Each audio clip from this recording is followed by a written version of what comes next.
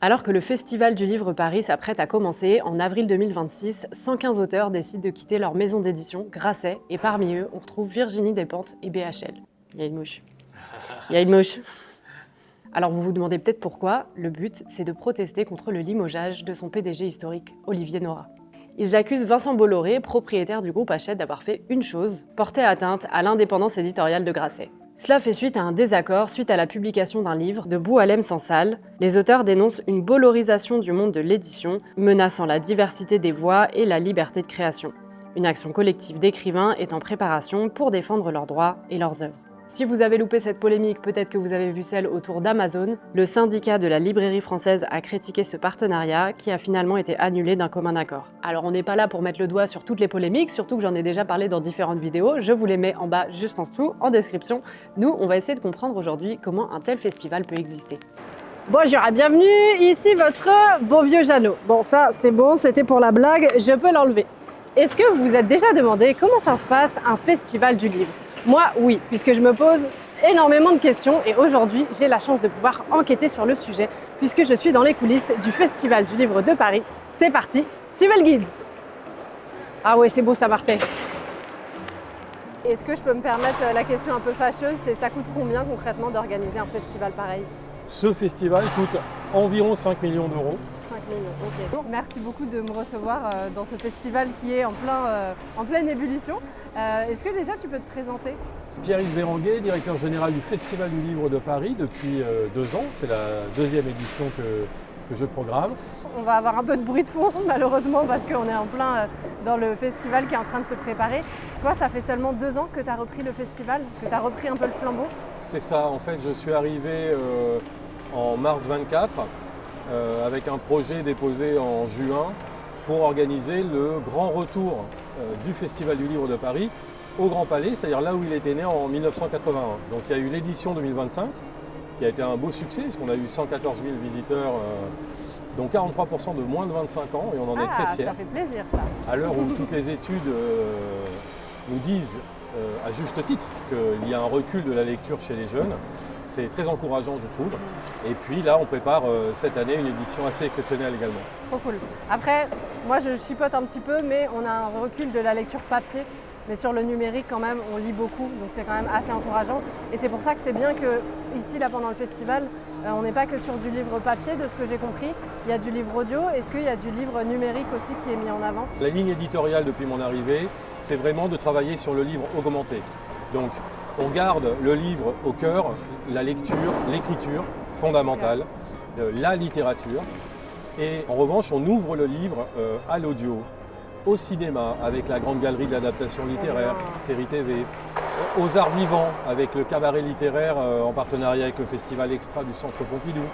On a tout le groupe Livre Audio qui est là également. Et donc voilà, on crée des passerelles en fait entre les arts, les usages et le livre. Comme j'aime l'étymologie, je me suis posé une question, qu'est-ce que c'est la différence entre un salon et un festival ? Le salon, on va plutôt avoir un côté professionnel, avec des dédicaces, des rencontres d'auteurs, etc. Alors que le festival, c'est dans le nom, c'est un peu plus festif. Tu parlais de la jeunesse, il y a aussi des scolaires qui vont venir. Nous travaillons très en amont avec l'Éducation nationale pour accueillir 8000 élèves le vendredi. Ils viennent avec leurs professeurs, leur classe. Ils ont calé les créneaux de programmation sur la scène jeunesse et tout le programme jeunesse est chez les éditeurs. Cool, ça. Et donc ils ont des parcours pédagogiques par cycle d'éducation au sein du Grand Palais. Donc c'est leur voyage à eux aussi. Il y a plusieurs types de voyages jeunesse. Ouais, avec les petits champions de la lecture. Les petits champions de la lecture sont là vendredi matin à 9h. Ils seront dans la scène de l'Agora qui est juste en bas. Ok, effectivement. Je vais y aller bien évidemment. S'il y a un sujet en particulier qui est revenu cette année et qui revient tous les ans, c'est la lecture chez les jeunes.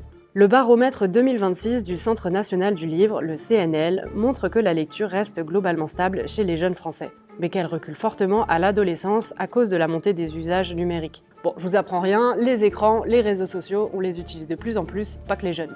L'étude est hyper intéressante, je vous encourage à aller la voir si ça vous intéresse et elle n'est pas si alarmante que ça. Je vous mets tout ça en description et moi j'avais déjà fait un sujet là-dessus il y a quelques temps. Pareil, c'est dans la description juste en dessous. Ce qui m'intéresse beaucoup, moi, c'est les chiffres.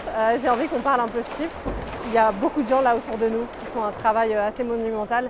Est-ce que tu peux m'expliquer comment ça se passe concrètement? Combien est-ce qu'il y a de personnes? Combien est-ce qu'il y a de camions qui ont été acheminés? Enfin, comment est-ce que tout ce joyeux bazar s'organise? On a à peu près 300 personnes sur le chantier. Ouais. C'est une grande performance qui est mise en œuvre par notre directeur technique, puisqu'on a en 36 heures une rotation de 53 semi-remorques. Oh, wow. Donc il faut imaginer les cœurs de métier qui se succèdent chronologiquement. On n'a que 2 jours et demi pour monter 21 000 m². C'est énorme. Donc on travaille en 3-8, jour et nuit, depuis lundi soir 21h. Ok. Et jeudi, donc demain à 17h, tout doit être terminé puisqu'on a les discours officiels et on accueille les 8000 invités pour l'inauguration. Et le démontage, ça se fait en autant de temps ou ça doit être encore plus rapide? Alors un démontage, la règle générale, c'est moitié moins qu'un montage. Ouais, ça va plus vite. Voilà, donc on va dire qu'en une journée et demie, on a démonté en général. Okay. Et aujourd'hui, pour ce festival, c'est la BD qui est mise en avant. Oui. Ça s'est décidé très vite. Normalement, ça devait être la Corée qui devait être mise en avant, si je ne dis pas de bêtises. Est-ce que tu peux m'expliquer comment ça s'est organisé? Effectivement, il y a eu la corrélation de plusieurs facteurs. Le premier, c'est l'annulation d'Angoulême. Oui. Voilà, malheureusement. Le deuxième, c'est que la Corée, qui devait être pays invité d'honneur, au balcon d'honneur qui est donc juste là, finalement a décliné au mois de novembre à peu près dernier. Ok.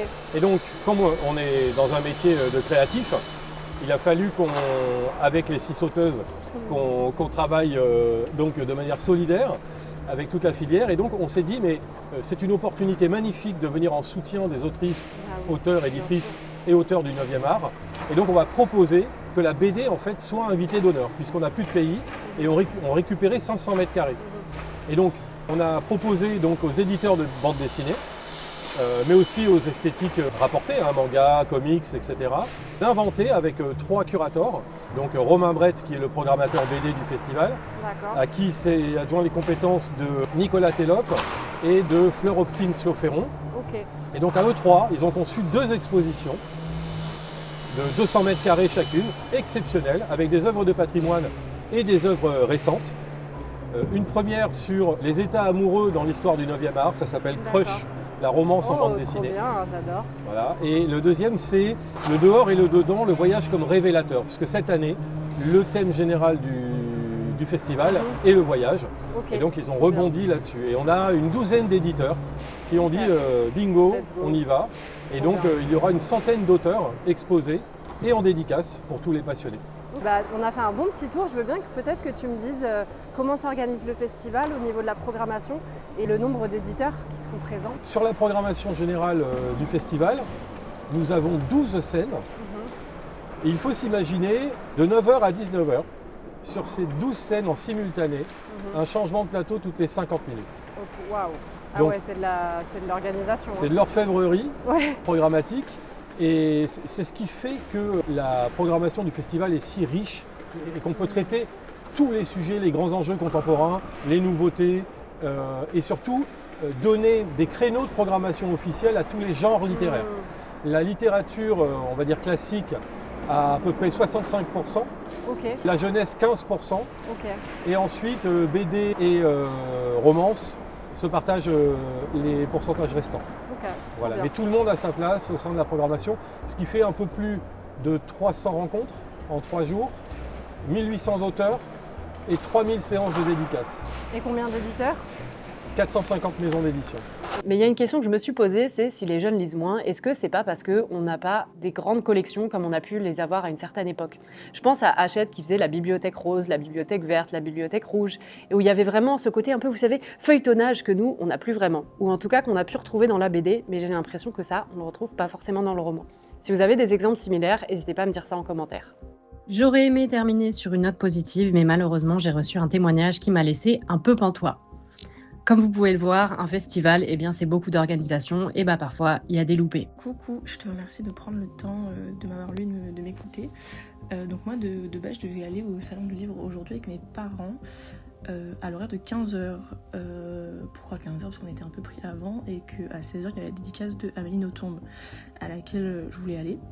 Et en fait, quand on est arrivé sur la zone du Grand Palais, on a un peu halluciné parce qu'il y avait une file, mais interminable, qui était... En fait, je sais pas trop comment t'expliquer, qui faisait une sorte de serpent à partir de... Tu sais, il y avait 2 entrées de part et d'autre du Grand Palais. Qui faisait une sorte de serpent hyper long et qui après passait carrément devant tout le Grand Palais dans toute sa largeur. Enfin, dans toute sa longueur, pardon. Une foule, c'était innommable, vraiment. Je n'avais jamais vu autant de personnes à cet endroit-là. Donc, les gens commençaient à hurler, huer dans la file, vraiment des grosses huées. Et des gens qui, du coup, étaient proches de rentrer, mais qui devaient là depuis je sais pas quelle heure. Donc nous, on commence à se dire, mais qu'est-ce qui se passe? On parle aux gens autour de nous, les gens nous disent aussi qu'ils sont là pour 15 heures, qu'on comprend pas, qu'ils ont raté les dédicaces, que voilà. Et donc il y a un monsieur qui fait l'organisation qui vient nous parler et qui nous dit, à ce moment-là, donc il est 16h, qui nous dit, on peut vous faire entrer dans 1h30, 2h. On est en retard de 2 heures minimum. J'ai donc contacté le Festival du Livre Paris sur Instagram pour avoir un peu d'explications.